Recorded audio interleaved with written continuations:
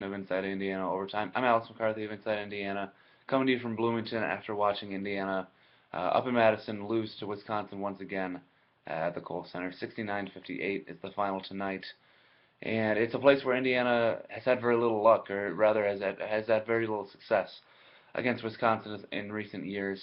The last three times Indiana's played at the Kohl Center, it's had a lead at halftime.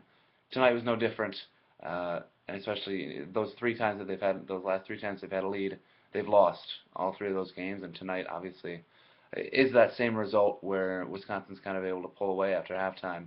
Um, Kind of a strange performance, but it's almost one that Indiana, maybe realistic or maybe pessimistic Indiana fans kind of come to expect, where Indiana plays well in the first half, gives you a lot of things to look at in terms of positives, and then doesn't show up after halftime.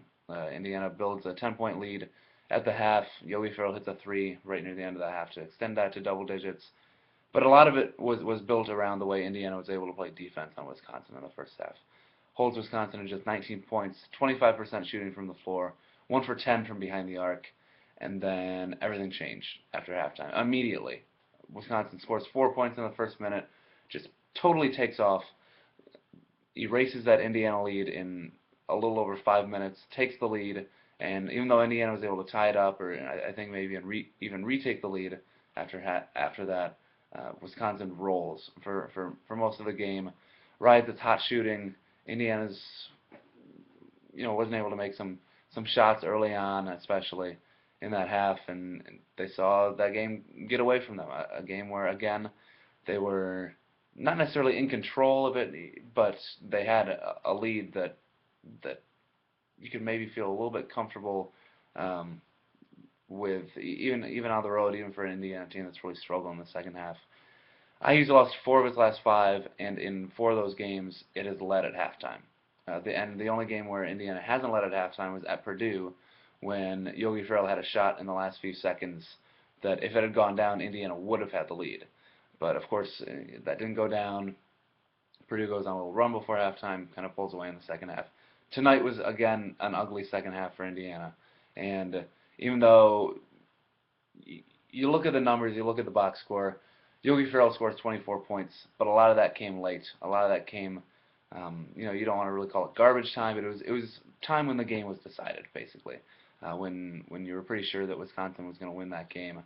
And Ferrell was just hitting a few threes. He ended up with five in the game, 24 points, which was the most of any scorer in the game. But you look at Wisconsin, they were just incredibly well balanced in terms of scoring. I mean, Tom Crean said after the game that one of the main challenges with playing Wisconsin is they have so many shooters and they have so many guys who can pass the ball and so many guys who move well on offense.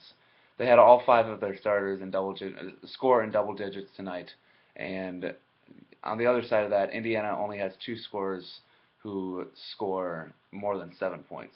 In Farrell, obviously, and Noah Vonleh, who had a big night.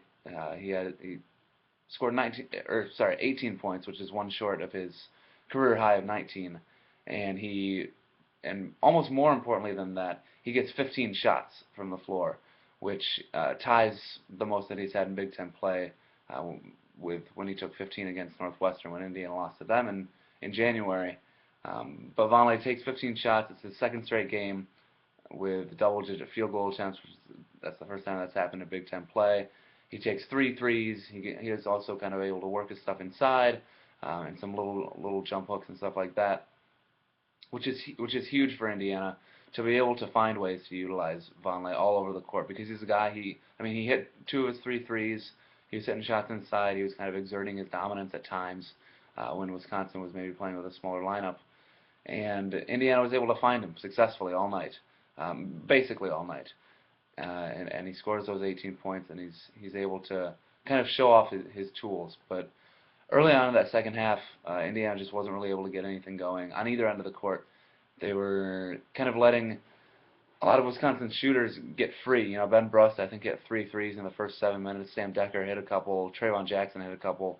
And at times it was just Indiana kind of going under screens when it should have gone over them, or maybe being a little bit slow on switches and things like that left guys open for a split second, and Wisconsin they're gonna burn you if you leave them open. They hit 6 of their 11 threes after halftime. They shot 60% over 60% from the floor after halftime, and was able to basically run away with this game from Indiana. So it's another kind of ugly looking loss that could have been very different for Indiana if the second half had been a little bit different, but again, it wasn't. Indiana struggled both at home and on the road during Big Ten play in the second half. And I'm not sure, like I've said on a couple of these before, I'm not sure if there's time for Indiana to solve a problem of that magnitude, of where you play an entire half, or at least key portions of a half, with very little energy, with very little success against teams. So we'll see if Indiana can turn that around. And speaking of turnarounds, they have a very short one. They come back to Bloomington Thursday night against Iowa to play that rescheduled game. We'll be there. It's a 9 o'clock tip, and we'll see if Indiana can kind of start getting this whole thing turned around. But until then, I'm Alex McCarthy with Inside Indiana Overtime, and thank you for watching.